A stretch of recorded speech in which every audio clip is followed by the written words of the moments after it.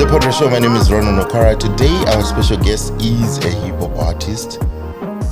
Undeniable. Yes, sir. Best talent ever I've had in my studio. Before and after. I think so. That's what I would think. He is, to me, one of the most organized and focused young men within the music industry, in his private and also in the music industry. I feel like you're way organized compared to other hip hop artists. That we know. That I know. That I've met. Yeah. I've had an opportunity to interview him about 6 years ago, and I think we were talking about your album, The Coolest, which was at that time your 5th album, yeah? 6 years ago. 6 years ago, yeah. It would be...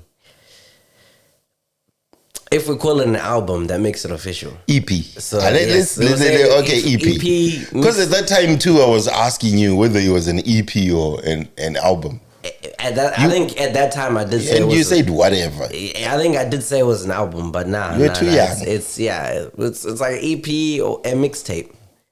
Was it a mixtape? Yeah, I think officially I only have one album, and that's The Adventures of Him and Her. But all right. It was more like an EP. Oh, so all the other ones are mixtapes. We'll call them mixtapes. Because an official album is something that's had official sales. All right. You see, official sales and has been officially released in an official manner. That's the way it counts as of. Otherwise, the rest of it is just promo material, bro. How beautiful you explained it that way. So all of them were like mixtapes, 5 mixtapes before I met you. Then The Coolest was the 5th mixtape. Yeah, we'll say that. So after The Coolest, how many more mixtapes did you do?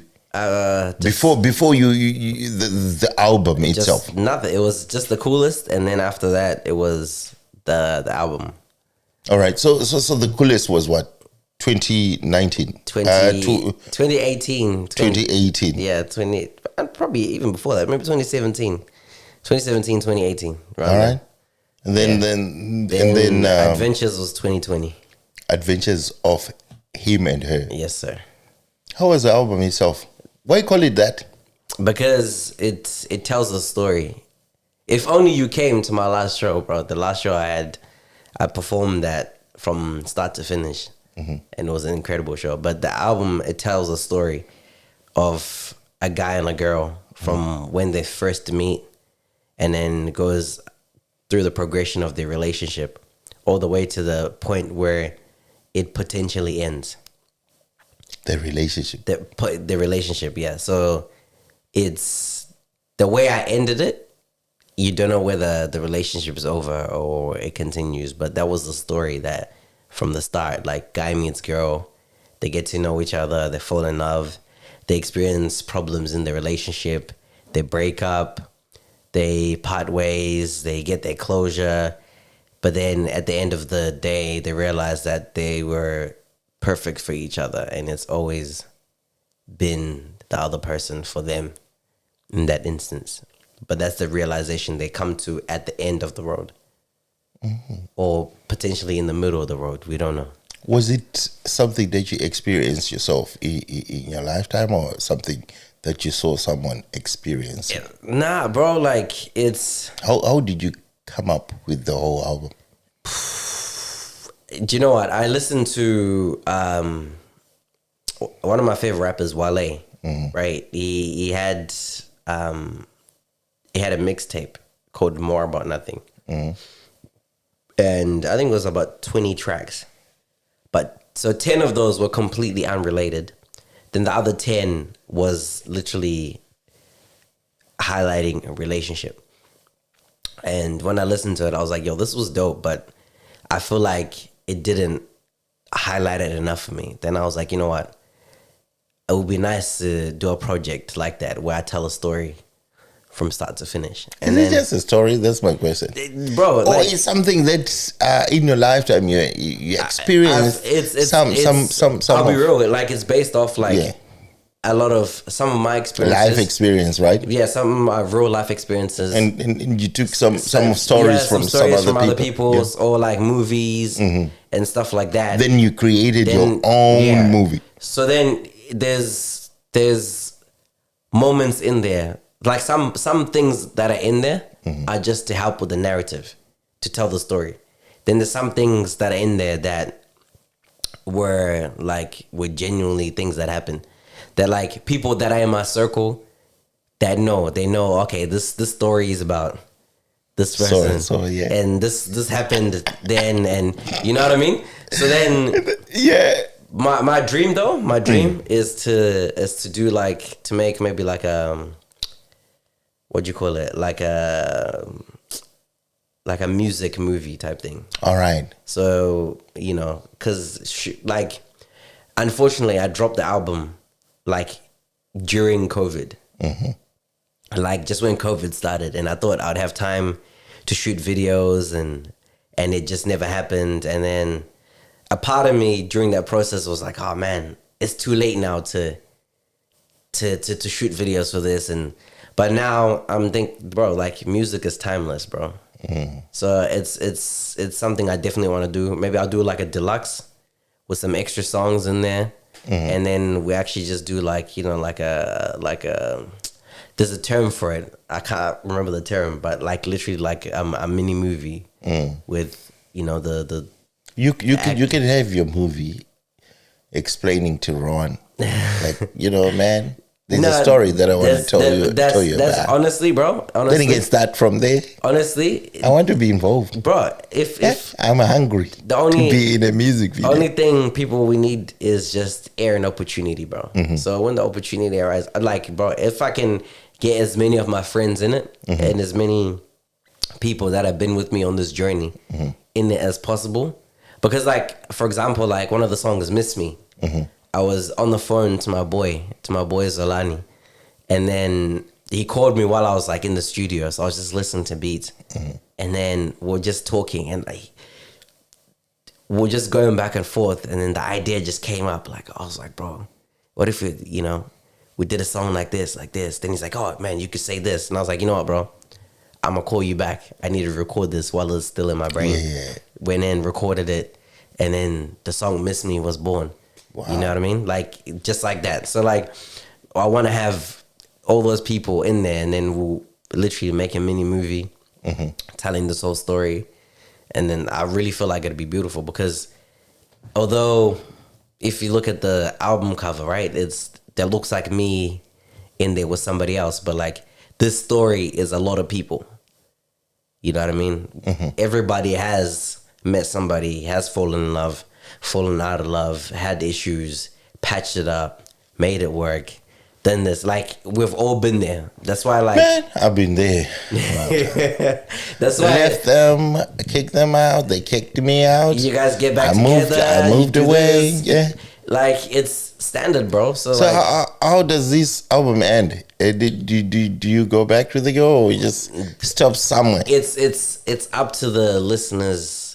Just like, it's up to their discretion now. All right. Depending, because we all listen to things and we interpret things differently. Yeah. So that's the way I try to put it out. That way, like, when you listen to it, like a lot of people, when they listen to it, they're like, so what happens next?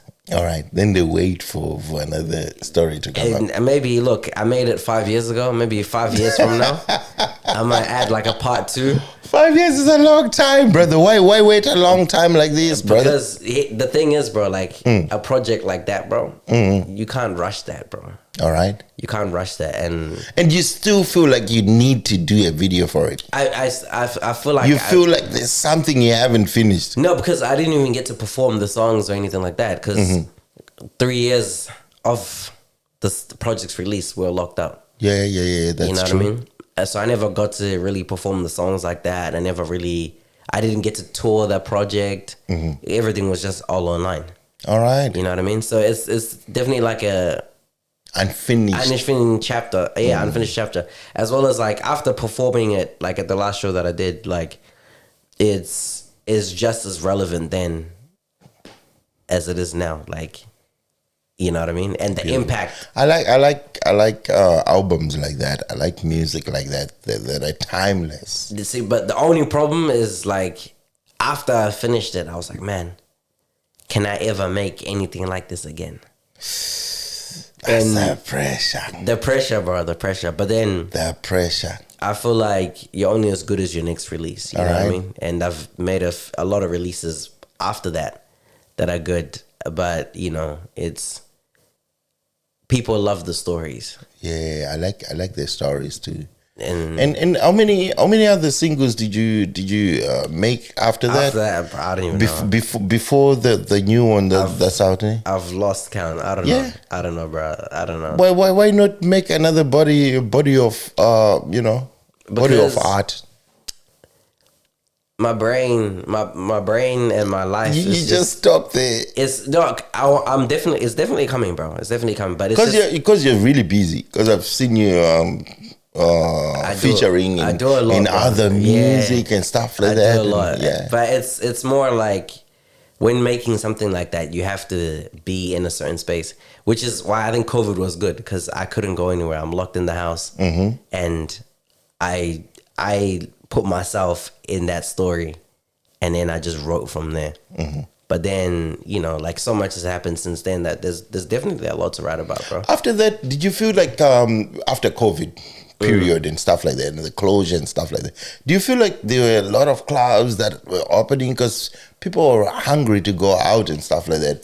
Did it affect the way you work as an artist? Yes, it did, bro. Yes, it How? did. But for me, it was more negative because COVID. Wow, Bro, COVID messed up a lot of things for like me and my team and some of the guys I was rolling with because right before COVID, we, like everyone in their respective lane, but we had worked to that point where we were like, on the summit. We were there. You were just, and you know, I'm not gonna say who, but like, I was getting calls from labels, like big labels, and sitting down with A&Rs and stuff like that, and we were right there. Like, we're the biggest names in the city.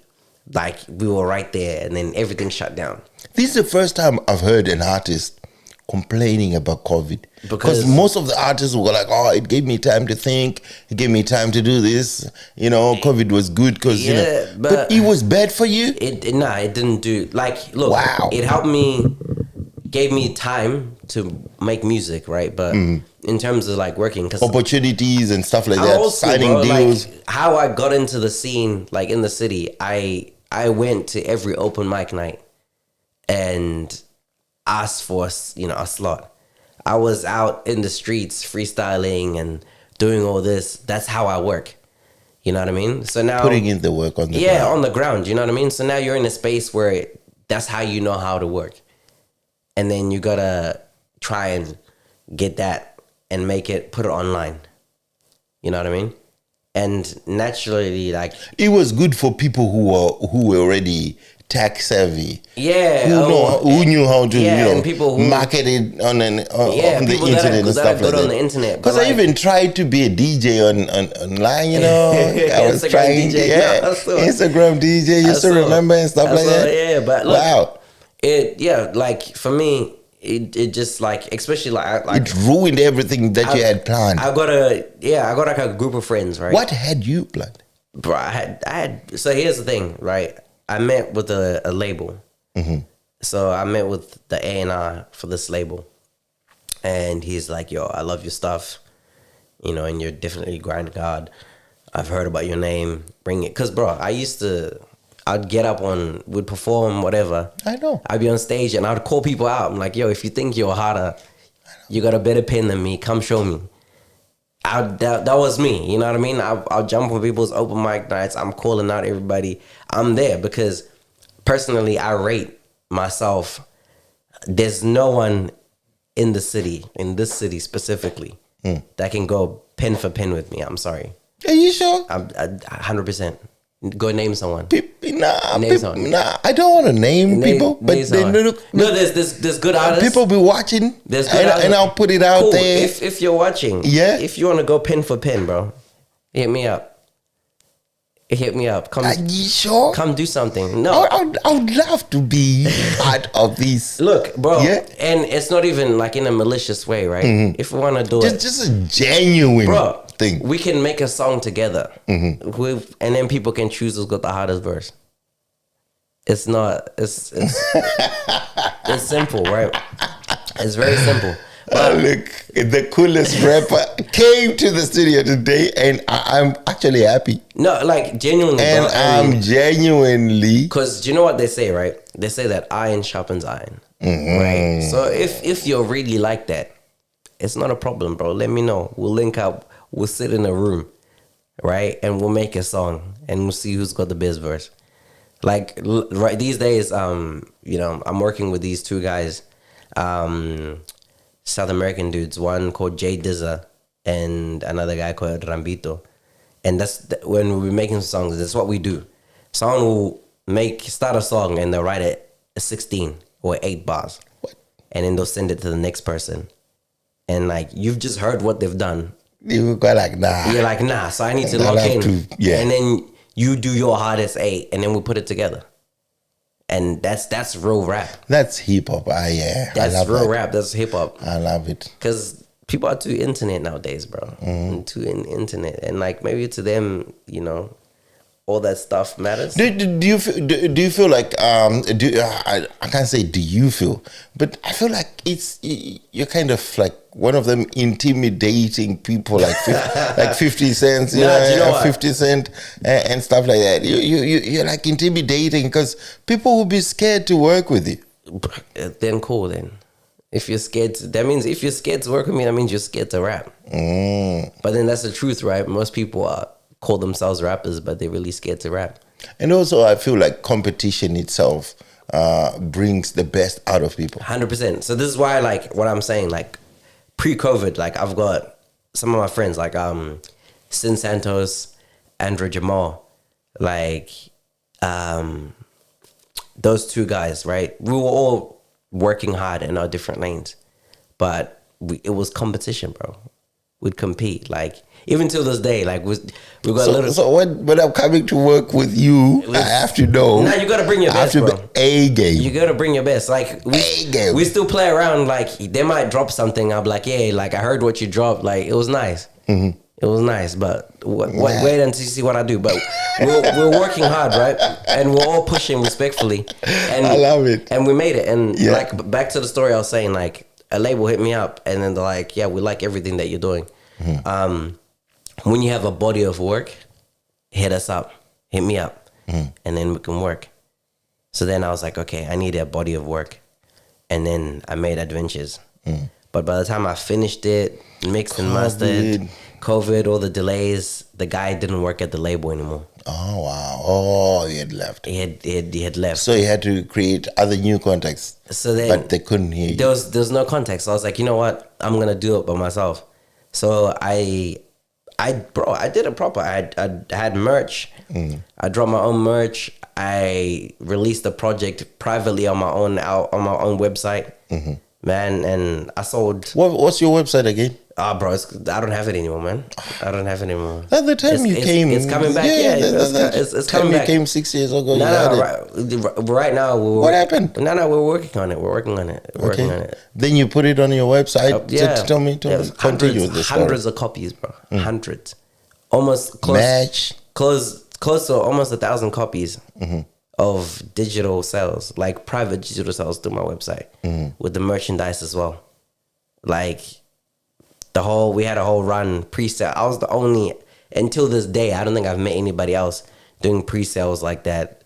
And almost like, bro, I think maybe I was maybe like 20, 30 copies away from 1,000 copies of music sold privately from the confines of my house. All right. No label, no assistance, no nothing. So how are you selling it? Through Instagram, Facebook, and all that? Yeah, like it was just through Instagram, Facebook, and I put it out. What happened to me, man? You didn't come for that promo. Bro, I couldn't drive to your house, bro. I couldn't drive to your house. It's COVID, man. It's COVID. Yeah, oh yeah. It's COVID. I couldn't come out here, bro. We could have done online On one, like a Zoom? Zoom one. Maybe. I did one with your brother Sneaker. You still remember? Bruh, I did a yeah, Sneaker yeah. one online and stuff like that. Online. When we were still Mutapa Media, but Yeah. now that's why I said it's the first time for you to come on the Pondra show. Because I mean, look, let's be real. Because we had a different sort of like platform that 6 years ago, you got a minus 3 years, or say 4 years for COVID. So last time I was here technically, 2 years ago. Now the COVID was a blur, bro. Yeah. But the highlight of COVID, I don't know if you saw it, but when I did that challenge, I had the song with Motley and Sin Santos likes. Oh yeah. And I did that open verse challenge. Yeah. And bro, it went viral. Like it literally went viral all around the world, bro. I had people from everywhere. People from like Turkey, people in Zimbabwe, South Africa, in the States. Like I think a guy from Cali, a guy from Texas, Atlanta, Memphis. I had China. I had the UK, Ukraine. And these are all people that got a word of the challenge, bro. And at first, it's people in the city were like, you must have freaked out. I mean, like when you start a challenge, then it goes viral. No, because personally, I wouldn't know how to manage it. All I did was I just wanted it to be happen in the city. So I'm just like, yo, because I was giving away $300. I wanted it to happen in the city. I'm just like, I'm calling out all the artists in the city. Like, if you want to get on, see, you know what I mean? Let's do it. And then, boom, it starts happening. Next thing, it makes its way onto like Zim Celebs. And then it makes its way onto like a few hip hop platforms, man. A few big hip hop platforms. And then people from everywhere, bro. Everywhere. Like every day. So who eventually won it? So eventually, bro, there was this kid. He was like from Zimbabwe, like Kwarusape. All right. He was like recording himself, like he recorded his verse on his phone. Like Nerambe, like in the trenches. So it was literally between him and Strictly DT, who's from Melbourne. Oh yeah. And then I was like, look, bro, like it's between you guys, bro. And honestly, how was the judgment? How did you come up with the? I had a panel. Who voted for it? I had a panel of people that decided. All right. And then they were like independent people, so not my friends. And I like maybe 2 friends. I'm quite independent too. If you have any, we're gonna do another one. If something is whack, I'm gonna do another one. We're gonna definitely do another one. But and then I didn't want to say it in this way. If something is bullshit, I'll just go. I'll tell you. We'll definitely, this is bullshit. We'll definitely do another one.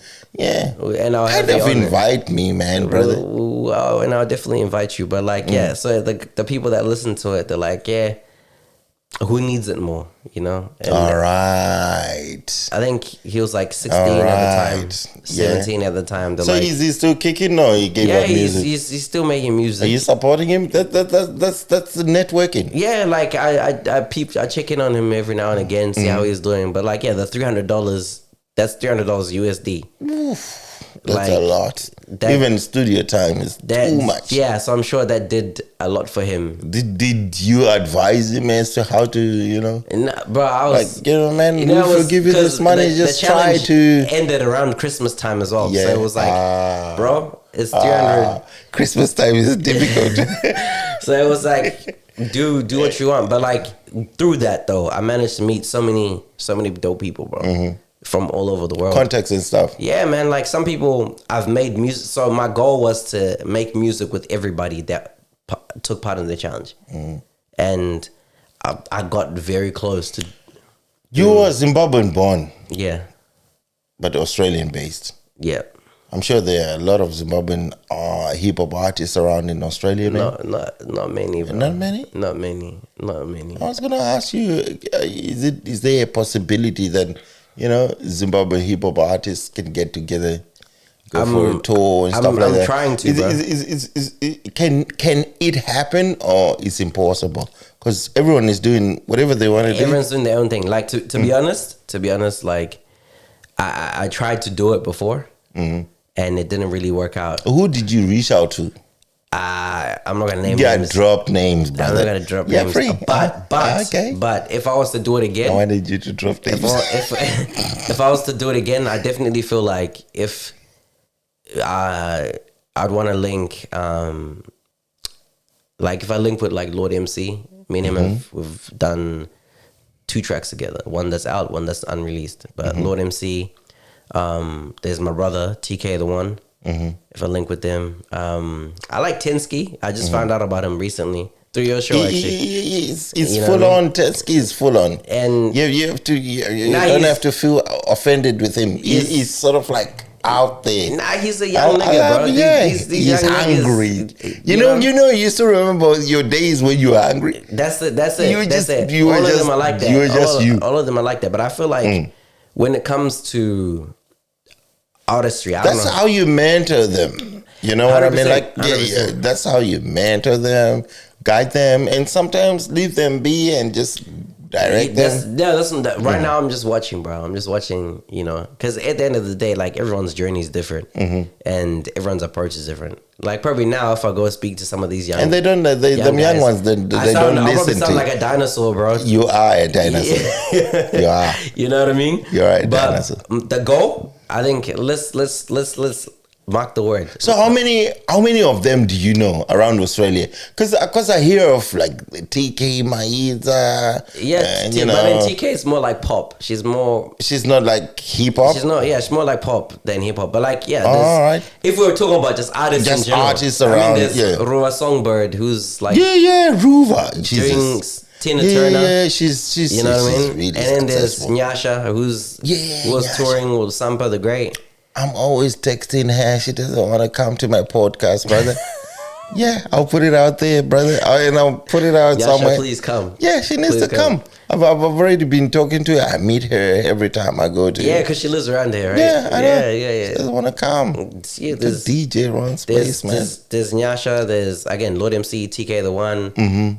Come on, bro. If we're gonna name the list, there's me. There's Dizzy D. There's Slicker One. But the ones are not active. I'm talking about the active ones. Yeah. Okay, yeah. There's. Let's talk about the active ones. Say if there is a show that we're gonna take on tour, we're gonna do Sydney, Melbourne, Perth, and stuff like that. B Makina.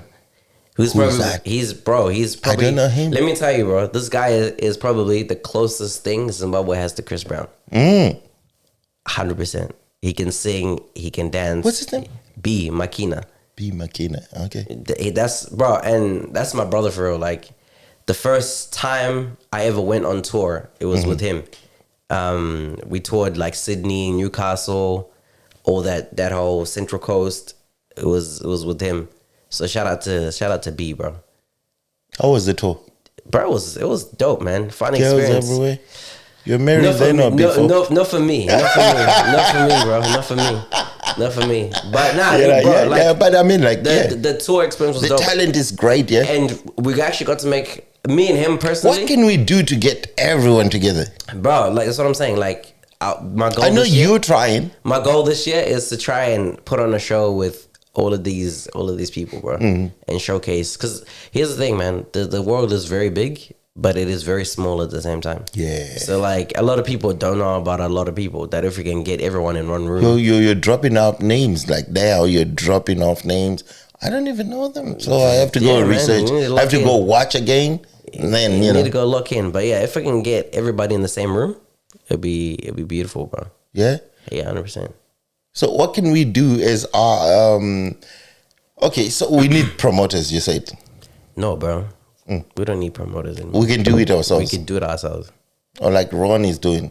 But how about Mutapa Media presents? We're just running there. Mutapa Media no presents. one will stop us. Mutapa Media presents. If you present it, and bro, like I said, all we need is air and opportunity, bro. Yeah. And I guarantee, like, we can really do something special. Beautiful. So I've seen you're promoting the single is out, yeah? Say my name. Brother. 3 times, just like the Candy Man. Are you the boogeyman of hip hop? That's right now. Yeah. That's how I'm feeling, bro. That's how I'm feeling. Cause I look, again, when we take it back to COVID, bro, that's when I was the people's champ, right? I was the people's champ. You've got two names. I've got plenty The coolest of names. rapper, the people's champ. So which one are we supposed to use, brother? Right, bro, right now, like back then, like, yeah, I was the people's champ and everything like that. And there's a lot that's happened, bro, in the last couple of years. And, I feel like I kind of took a step back. You know what I mean? So then now I'm back again, bro. I feel like you wrote that song specifically for people who you felt like they were talking about you, saying my name. That's how I'm feeling. Again and again, you see me out. That's how I'm feeling, bro. Like, that's what I'm saying. Like, what was it about? It was I'm definitely the. Is someone talking about you? Whether they're talking about me or not, but I'm letting you know, I'm the boogeyman, bro. All right. I'm the boogeyman, and I'm coming back to take my spot and to take what's mine. I saw the video. Who did the video for you? Me. Oh. Me. I did everything by myself. The everything. Visuals and stuff? The visuals. And then I saw some of the videos are old videos of you and stuff like that. It's a pick visualizer. It up here and there. It's a visualizer, but yeah, I made it by myself. But it's really that. Like, I'm, again, when it comes to pen for pen, I'm a lot of niggas' worst nightmare. Did we talk about management? Do you have management at the moment? Look, now, because the last time I talked to you, you said, no, Ron, I will not have management. I'll just manage myself. And now I'm very grateful to be signed. So I'm signed to a label. Which one? Called Precise. All and right. They're from New Zealand. And I don't know about now, but at the time when I did sign, I was like their first official hip hop rap act. When did you sign up with them? It was it's been like 2 years now, man. All right. Congratulations. Thank you. That's why I see a lot of things are more organized. Not that you were not organized before. Not that I wasn't, but yeah, things are very, proper, as well as like just growing older, bro. You got to be more mature, more concise with how you are on the internet, I can't be... So Say My Name itself, is it coming as a single or a body of work is coming with it? Look, there's a project that's there. So that project is called Red Key Energy. So Red Key Energy. Red Key Energy. What is it about? So, bro, it's so again, like, a lot of things have happened, but during that time there was a lot of challenges, but a lot of blessings as well. So in that process, like, not to flex, but I managed to buy my dream car.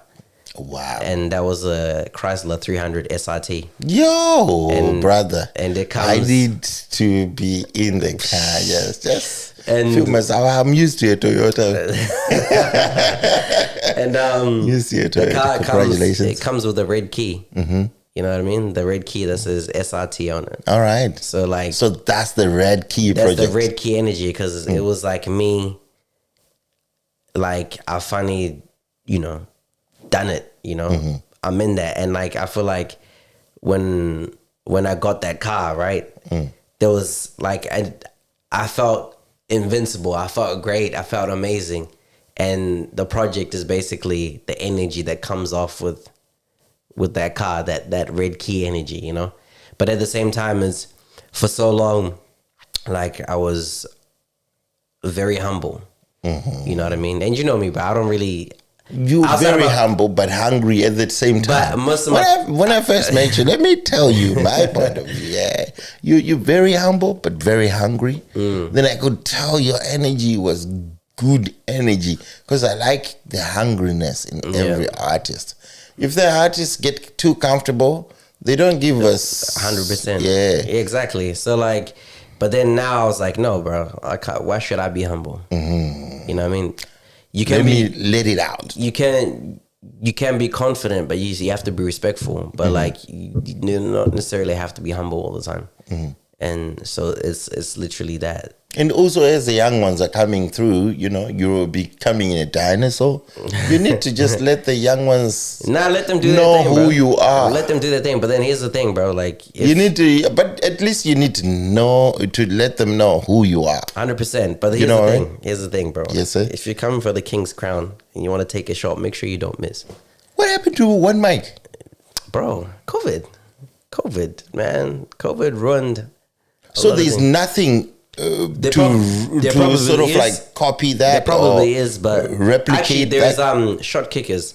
Shot kickers? Shot kickers in. I don't know about that one. In I've never Brunswick. seen them advertised. Because you're a dinosaur too, Yeah, bro. You're not in yeah, the I scene. stay at But short home kick too is, they get a live band playing music, and then people just get up and freestyle, man. And that's basically almost what one mic was, really. All right. But short kick is probably the closest thing to one mic that we have right now. But yeah. Well, thanks for coming, brother. Because if you say that, then Now I'll definitely take you, bro. We can go one time and check it out. please, because I would need to just see what's going on Now sometimes you gotta be out there. and amongst it, and around it. How is the hip hop scene in Australia at the moment, man? From your point of view, I mean, like, are there any opportunities for people to grow bigger at the moment? Because I always hear, like, you have to go to the United States for you to blow out and stuff like that. You always hear these things because they always say, if you stay in Australia, nothing happens. Here's the thing, bro. As a Zimbabwean, right? Unfortunately, right? As a Zimbabwean and as somebody who's lived all around the world, my English my accent does not sound Australian, and that's the biggest problem Australians have with a lot. If you think about it, bro, a lot of Zimbabweans have left Zimbabwe. They've gone. The ones that live here, they've gone either to the UK, they've gone to New Zealand, they've gone to the States, and then they've ended up here. So our accents do not sound Australian. So I remember when I was coming up, everyone used to always complain like, you're trying too hard to be American, but this is how I speak though. But they want us to have that real strong Aussie accent. You know what I mean? So the only place for our music to go is to America, right? Because that's where people there understand us and they resonate, or they understand how we sound. Whereas in here, they're not messing with that. You know what I mean? But then again, shout out to COVID, because without COVID, there'll be no Australian drill scene, right? Because people at home now, they got exposed to drill music from the UK and America, and then that started the Australian drill scene. So now it's definitely opened up a lot, but back then it was really, really tight. But is it big? I mean, like, if you're an Australian hip hop artist, are you as big as Kendrick Lamar? Are you as big as Drake? No, and stuff. No. Why is it that? No, because it's Australia, bro. But again, that's what I want to understand. Australian people like Australian things, and the moment something ceases to be Australian, they no longer want it anymore. All right, but they would bring out Drake. He would have a sold out concert. Yeah, they would bring out this one. They like it American. So that's what I was asking. As an Australian, would you be like A.K.A? A.K.A was from Senegal, yeah. Then when he came from Senegal, he went to New Zealand. Then from New Zealand, he went like, nah, I have to go to America to be big. Then people from here started accepting me. Accepting the him. only way to get in is you have to go out. That's the best way to put it. The only way to get into the scene here is you have to go out and then come back in. But it's like that anyway. Like but we're millions of us here. Can we not create an industry that people can just make heaps of? You got to look at it like this, right? Because British, you were talking about British hip hop and stuff like that. It went worldwide because American hip hop is worldwide. Because I feel like Australians are a lot like Africans. You know what I mean? In what terms? British people, they support each other. Americans support each other. But Australians, they're kind of individual. Yeah, and the whole tall poppy syndrome, whereby we can't let somebody get above or grow Certain. above everybody else. Like we all, it's cool when we're all at the same level, but it's not okay when we get out.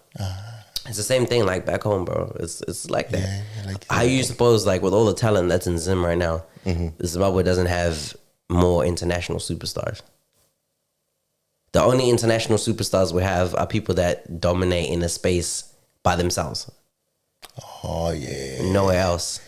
Yeah. Right? So like now, Even the music industry itself, like the ones who run the Zimra and stuff like that, they don't promote their artists to go international. no, they don't. They want to just grab money out of them. Think about it. Like, look at Zim Dancehall, right? Corruption. Zim Dancehall had a lot of potential because, as you know, like Zimbabwe was the second home for hip dancehall and reggae outside of Jamaica. But Zim Dancehall itself, as a sound, never made it out of Zimbabwe, and now Zim Dancehall is almost non-existent. Yeah. We killed our own. You know what I mean? And if you look at Is it the same as Australia? They kill their own. Yeah, they killed hip-hop Think about it. How many music and Australian artists have gone international, right? They have to go to America to go international. Iggy Azalea, And then they pop from there, then and they'll then they come come back. back. But no one has ever like started from here, It's funny. popped from here, and became like a global Yeah, superstar just while pop being from here. here and just become a. Yeah, no, that doesn't. You really have to happen. go out. Yeah, it So doesn't. is there much gatekeeping that you see in the hip hop There's industry? a lot of gatekeeping, man. That's why, like, now I used to want to be in the scene and want to be in the industry, but the gatekeeping is too much. And unfortunately, with in hip hop? in hip hop, in Australian hip hop, in the city, in Melbourne, Sydney, Perth, wherever you go, there's gatekeepers everywhere, bro. What do they do? They decide who's hot and who's not. They decide what gets on the radio or what gets pushed and what doesn't. Because here's the thing, unfortunately, like, again, I'm not going to name no names, right?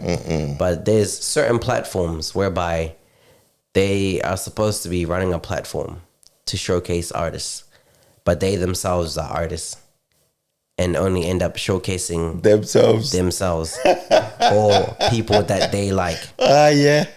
So then where's the impartiality in that? Like, where's the equal opportunity in that? You know what I mean? And unfortunately, one thing I realize is, especially this day and age, that's what I kept with. Yeah. No. Or If just you my can't hear influence. yourself, that's fine. You keep on talking. But there's a lot of people that I've realized. Yourself now? Yeah, good day. All right, boy. There's a lot of people that I realize are in the hip hop industry, but do not actually like hip hop. Oh.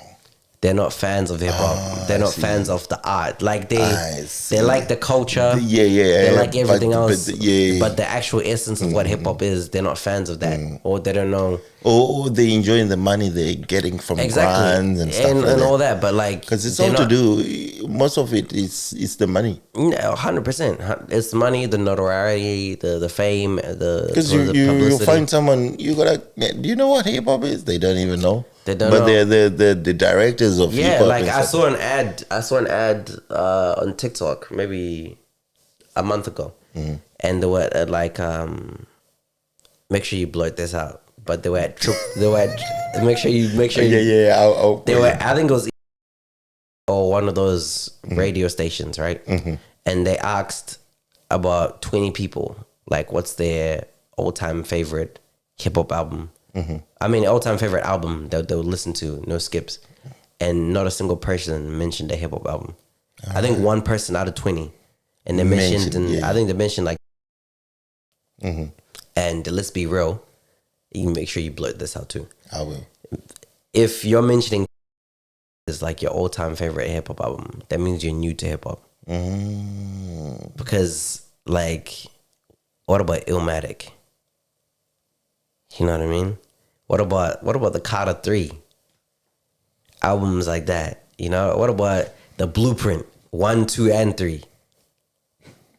Either I you know what I mean? I'm not trying to be a hater, but like that's how you know who knows hip hop or not, you know? All right.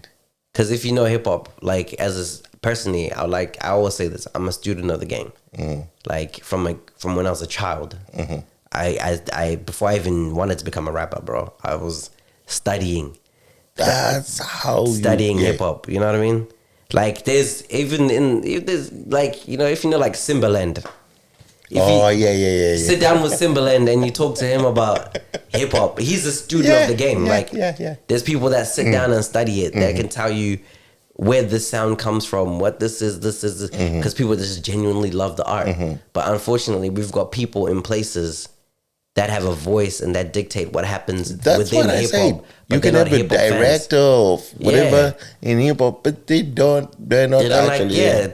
they're not Yeah. hip hop fans. So then how is the art supposed to grow? How is So is it similar to Australian? I'll go back to the gatekeeping part of it. it's the same thing? It's the same thing, yeah. Same thing. You meet people like label executives, right? That are at at a networking event for urban music. And then you ask them, wow, like, so what's your favorite artist? And they tell you AC/DC. Not to say there's anything wrong with that. There's nothing wrong with that, but you are at a hip hop Urban music. function, yeah. How does ACDC you know what I mean? That relate means, to that? Yeah, that means if I was to show you something, you wouldn't like it not because it's bad, but just because you don't understand it.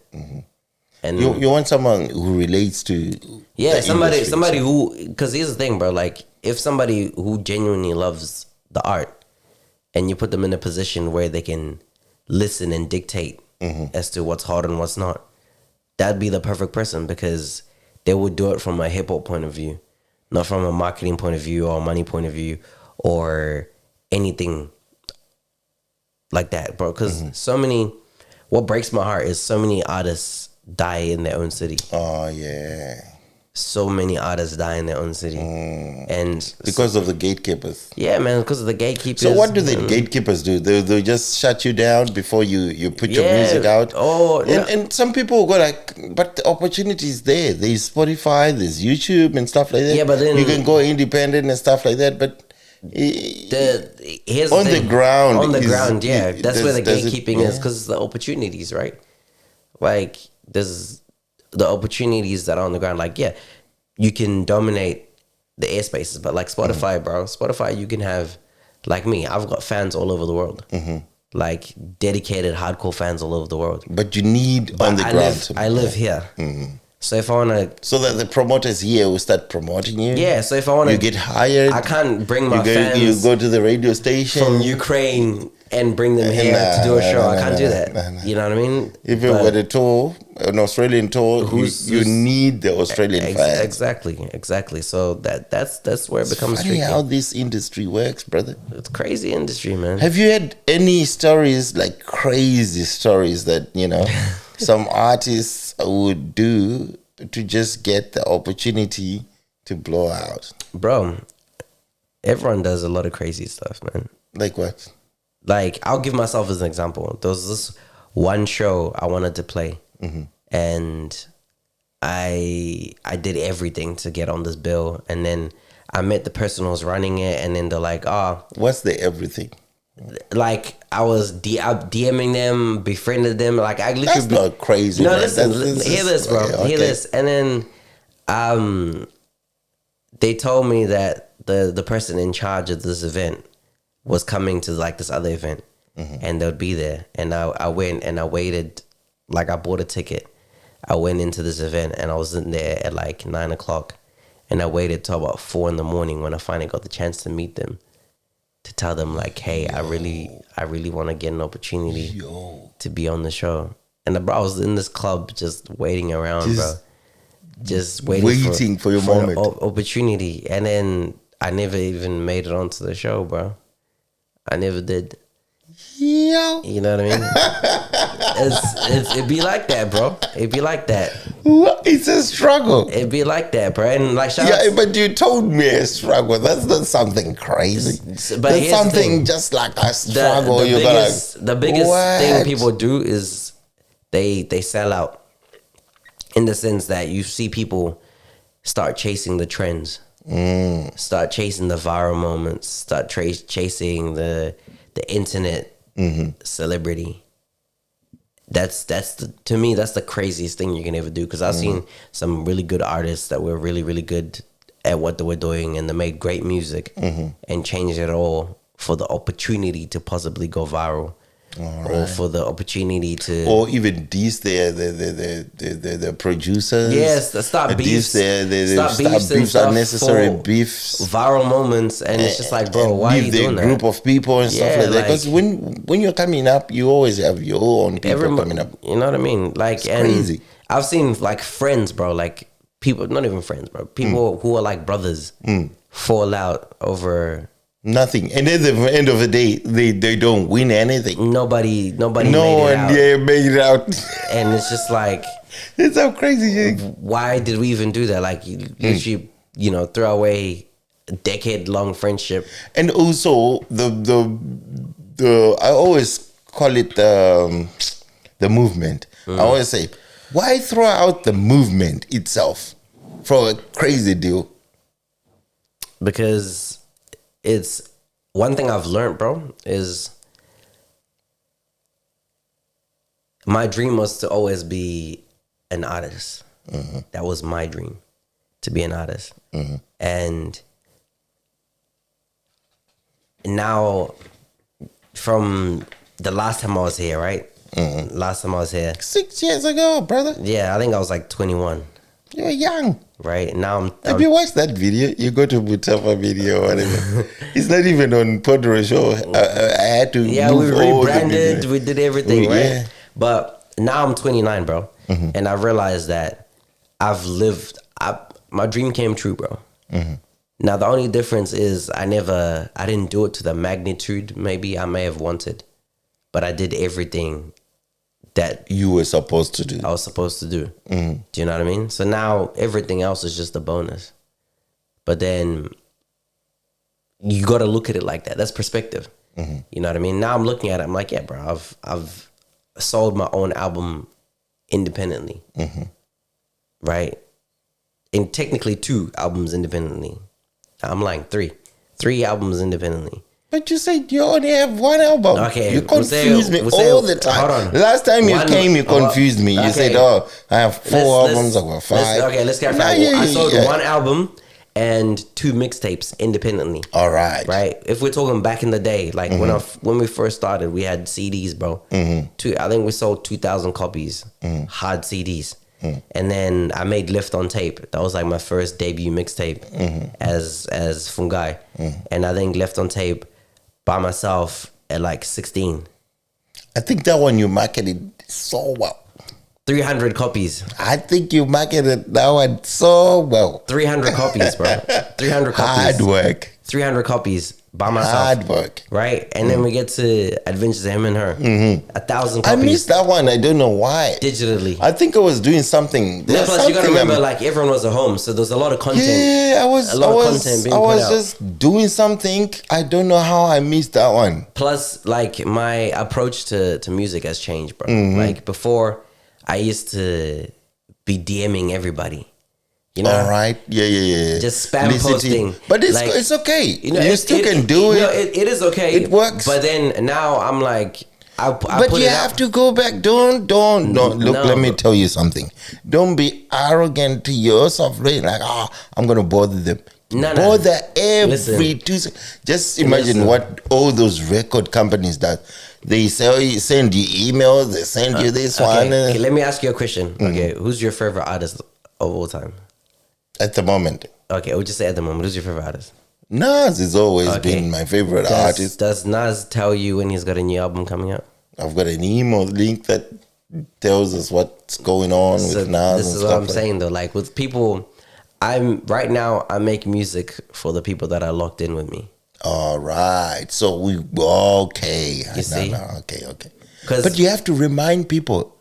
Subscribe to the website. Yeah, every 100%. Time, now, for example, like I've got a broadcast channel on Instagram, right? That's where I broadcast massively, and then I've got I've got mailing lists and stuff like that. But you might have seen Pondera Show started following your page, on YouTube. I wanted to tell you that Pondera Show is different from Mutapa. Mutapa is always following. But Pondera Show has to start. You got to think about it though. Like we're talking organically, right? When I first went on Mutapa Media, I think I had 80 subscribers, and now I'm at 1,000 subscribers. Exactly. Organically. Organically. And these are people that lock in with everything that I do. So now I make music for people that really wants to see what you're doing. and I don't need to tell them I'm dropping a new song. That's what we're doing here. They know. We bro. just post, we just send it, And then force people to watch it if they want to subscribe. It'll find who it needs to find. And people who watches the videos, I know they know who I am, and they want to be interested to see, okay, who am I interviewing and stuff like that. Exactly. And I'm happy with that. This is the thing. I'm happy with them. Why you like the this? number of people that I have, I'll be happy with why them. you like this? Because when you started podcasting, right? Because remember you had a radio show. Yeah, we had you did everything, but that was you at the bottom of the hill. Now you're at the top of the hill. I'm there. So what matters to you, like now, right? Is what matters to you most is just having genuine conversation. Exactly. You see, so it's not about making it anymore. For me, I'm really having fun making music, bro. So right now, like I just make music because I enjoy it. All right. And not for any other reasons besides the fact that I enjoy it.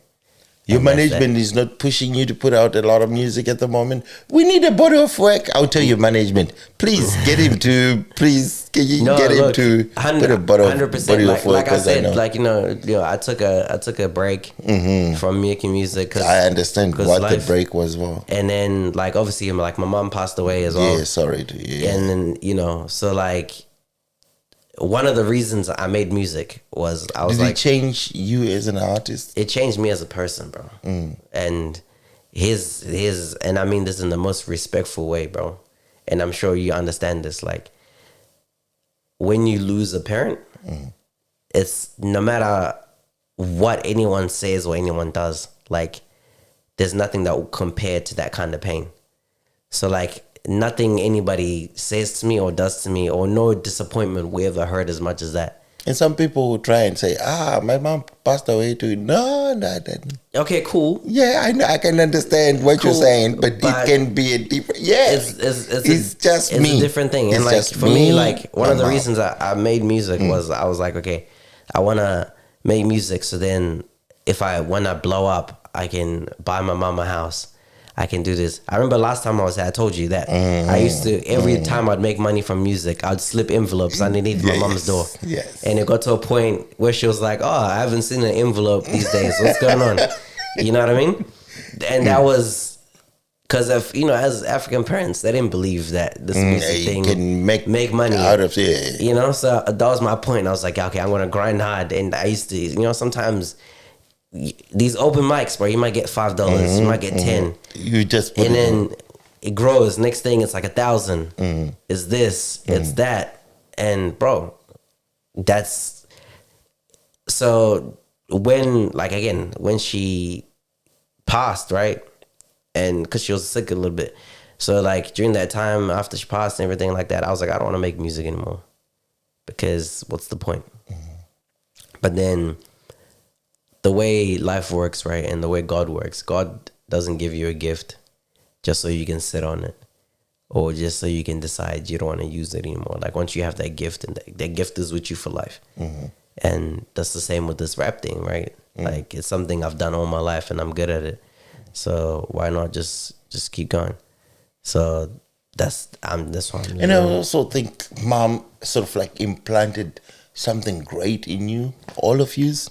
Like his kids, like just, Yeah, bro. Yeah. Like my mom really. From what I know, I'm talking about outside of what people might know, but from what I've, figured. With your research. Yeah. No. With also the relationships we had with my sisters coming over here. The Zimbabweans are one family, and you can tell, this family is doing this and stuff like that. But something that she implanted, and I'm sure you know what it is.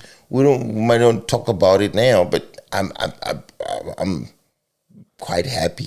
No, shout out to her, bro. My mom was an amazing woman, and she did a great job. And Like both my siblings. She was mom for everyone. Yeah, man. Everyone who knows Everyone my mom, who whoever was got the close, opportunity to yeah. meet my mom, that was like everyone's mom, bro. No matter who you are, like you come anytime. Right? The house was open. A lot of people fed at our house. People slept there.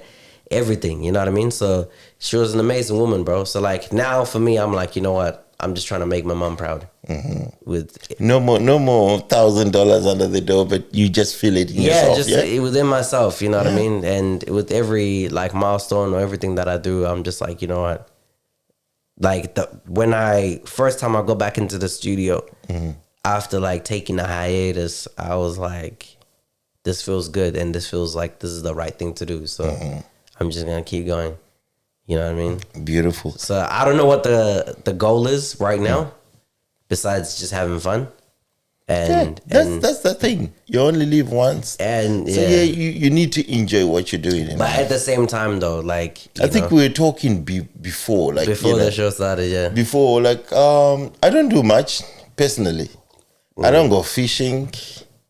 I go golfing though. I love golf. I know you did. I love golf. Yeah. What happened to the golf club, bro? Oh, it's still there. You but guys had shifts. Shifts. I'm money hungry. I like to go for shifts, double shifts, triple shifts. You know the only problem was it was always far because I used to watch and I'm like, man, the golf club is really. It is still there. The guys are still doing it. Probably they're not like photogenic and stuff. They don't like taking photos. It's still happening, but it's just me and the situation I got into, and and moving houses and stuff like that, and money hungry and stuff like that. So, but I still love. The golf club was beautiful, bro, because it was like genuinely there's not a lot of spaces for men. Number one, and number two, there's not a lot of spaces for Zimbabwean men. For us, like to discuss, to do anything. Things. I mean, really, there's just like soccer. But if you don't like soccer or if you don't play soccer, where are you gonna go? Yeah, because the soccer boys are hyper. Yeah, they just I love the soccer boys, but they're just hyper. And after soccer, they just want to be happy. And some of them are just, girls. It gets too much. It gets to be too much. I mean, but the golf guys are like, chilled. they play golf. They talk about mental health issues. They talk about, are you looking for a job? Okay, this so-and-so has got a company. The golf guys are the over-the-hill guys, bro. Yeah. That's what I'm telling you. Like, this over-the-hill analogy. Yeah, man. I love them. It's they're the over-the-hill guys, man. And they don't judge. It's a non-judgmental space. The soccer boys are like, who is the most beautiful girl? This one. Who's got the nicest car? Yeah, nicest car. Yeah, the soccer boys, I don't know. They're good, but wow. They're overwhelming. Nah, I think that's the natural progression, right? You start at the soccer scene. Yeah. And then you transition to the golf and the barbecue smoking scene. Oh wow. That's where I'm at now. Yeah. Yeah, man, that's my new favorite hobby. Like, besides, we need to invite you to go. Will you play golf? Have you played golf before? Bro. Just try it, brother. I know it's addictive, but you don't have time for it, yeah? Look, bro, I have. Because golf, you spend like 5 hours, 6 hours good, just bro. running around. I'm not good. Like, I've tried. I'm just no good. I'm not I think I need to get you into golf. Do you know what? Nothing else. I've already decided. I would happily. Whatever explanation you're going to give. I'll come, bro. Because my goal now, bro, is to just live life, bro. Yeah. So, I've been thinking about, like... I know we're leaving too far. Because even you're driving, coming here. 2 hours. I live far, yeah? 2 hours. Thanks for coming. I didn't say it when we started the podcast, but I really appreciate you coming here, man. Anytime I can... And it was on a short notice too? It was, but, anytime I can come and... I mean, the podcast is one thing, bro. Yeah. But, just hang out with you, discussing old war stories like we did before the podcast started, And also, we had to talk about the new singles that's out. Yeah, bro, so what are you expecting for it, man? Say My Name, which is out right now. Yep. And yeah, bro, banger. What are we expecting for it? When you're looking at it, the video is out. Are you performing it out there? Bro, these What's the days, response so far? No, I know it's not. It's just new. everyone, the biggest thing is everyone, like what you said, everyone's like, yo, who's this about? Who's this about? It is about somewhere. It is about, that's up to you and how you want to see it. But like, right. here's the thing, bro. If the shoe fits, it fits. All right. Now, if you got a problem with what I said on the song, come see me about it.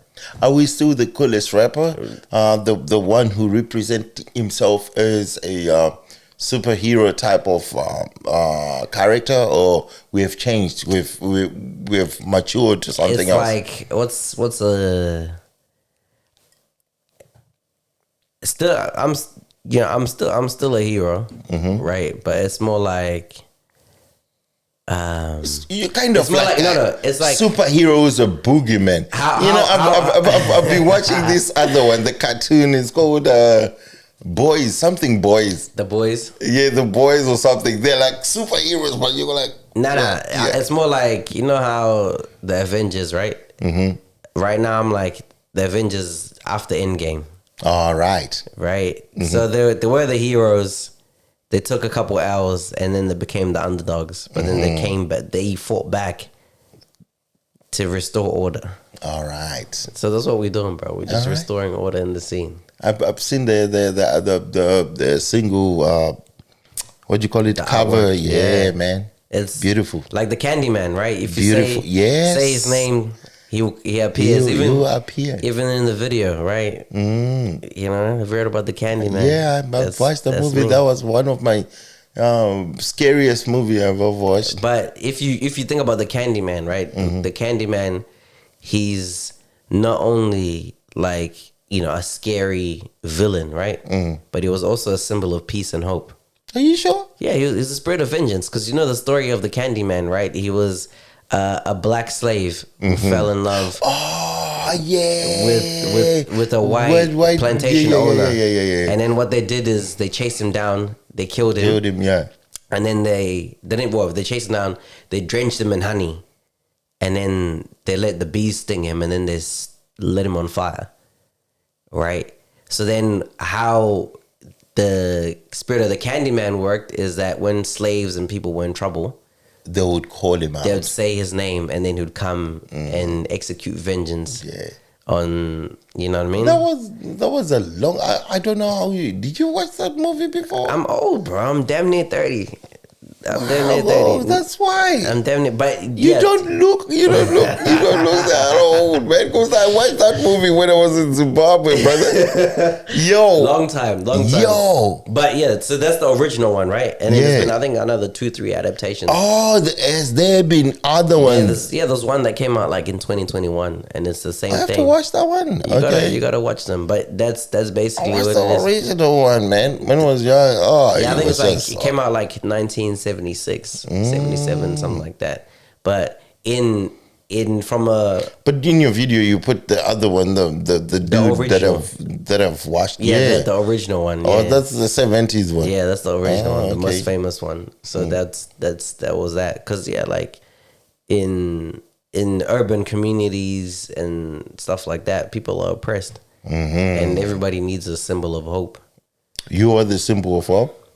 Hip hop. Here's the thing, bro. I'm not gonna say I'm hip hop savior, right? But like when like what we're talking about off camera, in this journey, we've met a lot of people, right? Yeah, heaps of people. And so many people, like we've lost a lot of people as well. Yeah, on this journey. true. So like one of my main motivations is I want to not only do it for me, but do it for all those people that I started the journey with and didn't make it. All those people that like are not here today, like we're talking about The Apprentice. Yeah. Rest in peace to The Apprentice. Yeah, rest in but peace, like, you know what I mean?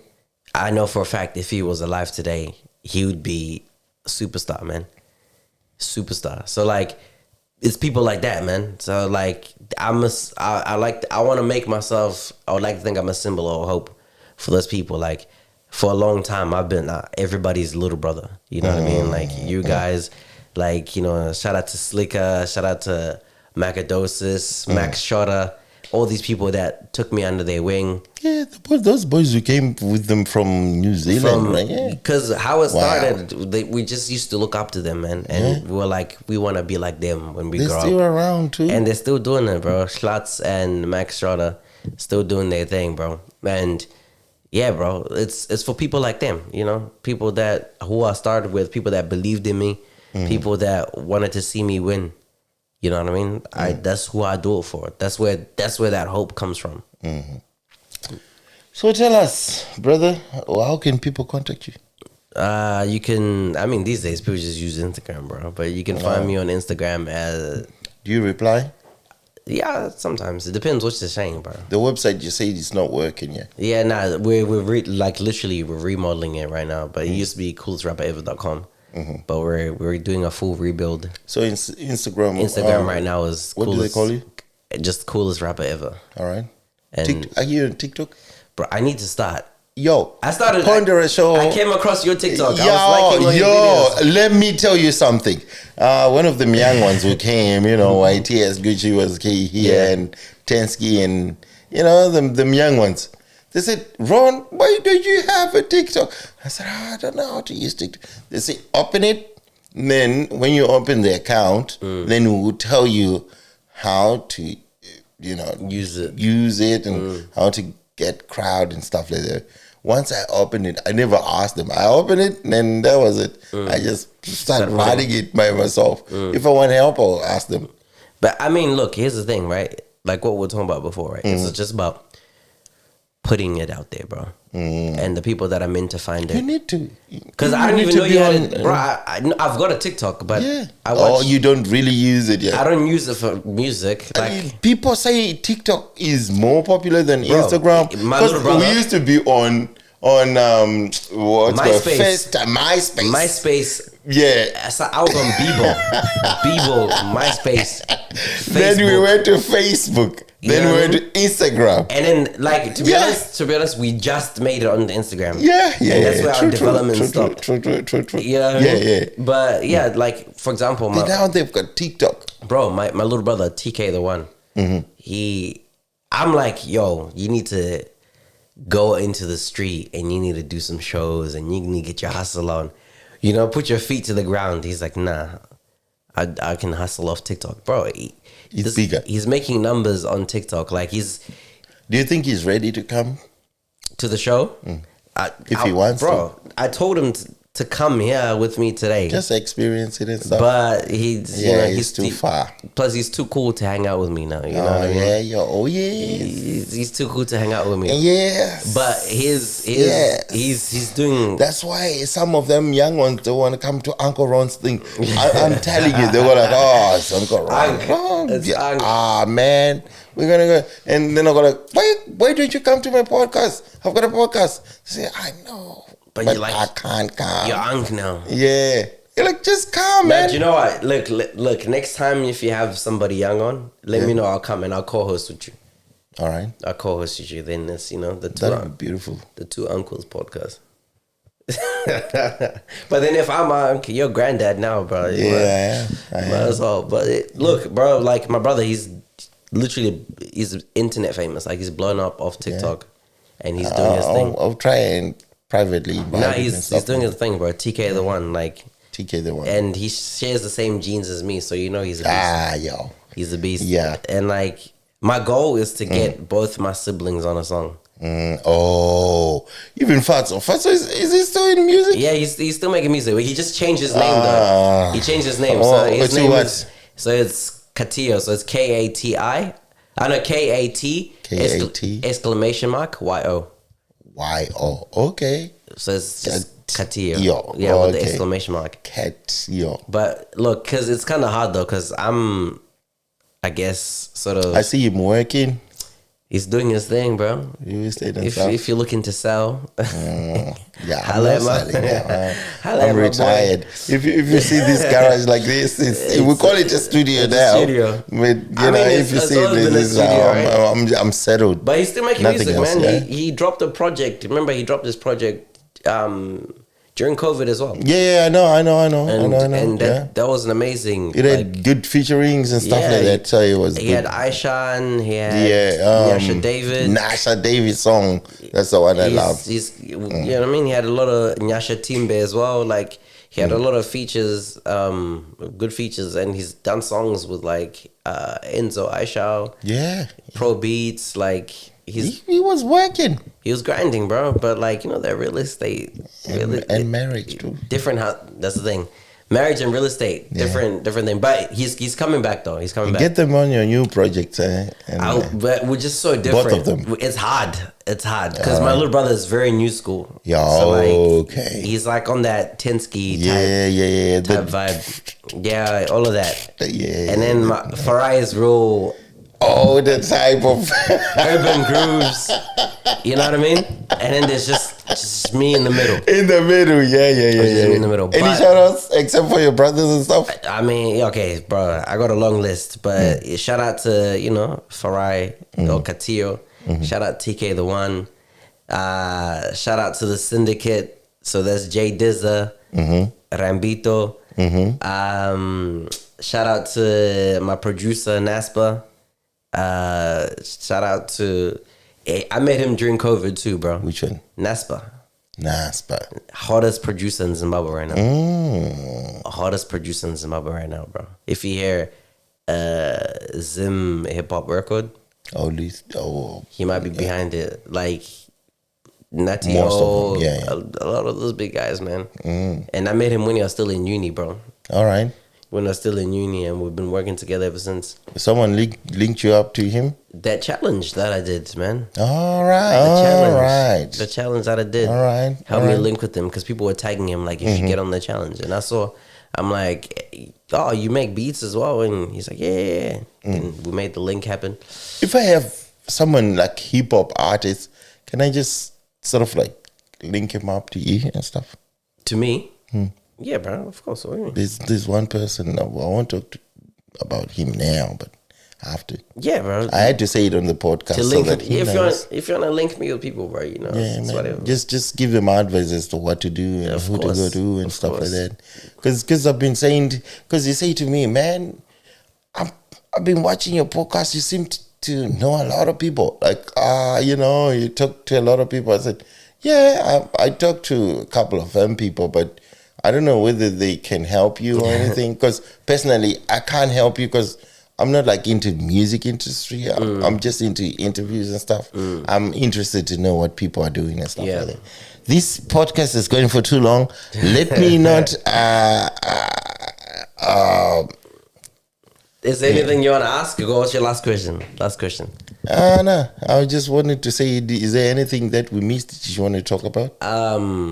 Just, bro, I've got a lot of music coming out, man. All right. Maybe I'll play some for you off air, but I'm dropping a single. You live too far. You play for them when you're on the phone and stuff. Yeah, I'll show you when we get off the camera. Yeah. On the 30th, I'm dropping a song called "Bad" with Ivorian Doll. Shout out to her. And then I'm dropping. What is it called? Bad. All right. Banger. I'll be watching. Banger. I'll be watching the scenes. And yeah, bro. And you're gonna see me outside a lot. And bro. I'll take care anyway. Yeah, man. You're gonna see me outside, bro. Sorry, not Ivorian Doll. Ivorian Brat. I'm sorry. That's her name. Ivorian Brat. No, we're getting too tired. Sunday. It's late. But yeah, you're gonna see me outside, bro. And these days I've been I got a band now. Out too. I've been out, bro. Yeah, you've been out. Yeah, man. The Natural Order. That's why I asked whether you've got a management or something. Good music, bro. Good music, man. So now we've probably been playing festivals. We've been doing a lot, bro. But the main thing, we've been having fun and just enjoying life, bro. All right. And making music in real life. None of this internet. All right. All right. Mr. Katillo? Thanks. A.K.A. the coolest rapper. A.K.A. the people's champ. A.K.A. the juice man. A.K.A. the coolest. Beast of the age. I really appreciate it. I feel like you need to ride a tune. So we're going to finish this one. Yeah, let's go, man. We'll come back for one tune, brother. To rap. Let's go. I wanted to give you 5. You wanted 1. Nah, just bro. This is One. We're too tired. I'm shy, bro. I'm not. Shout out to Tensky, bro. I saw this guy rap for like 10 minutes. Yeah. Like, Can you write one that's Just- better than 10 minutes? Less minutes, Less but minutes. better than 10 as we minutes. get older, bro, look Yeah. at Ronaldo. You don't see him doing step overs anymore, but he's still scoring goals. All right. It's about efficiency, accuracy, and proficiency now. Say it again. Efficiency, accuracy, and proficiency. Beautiful. This is the Federal Show with your boy DJ Ronald Gladiator. Peace. Coolest rapper. Right. Wanna put on spaghetti so later, but I'm Bagari sorry, shape. because I don't think about it. It's not joke. Spaghetti so.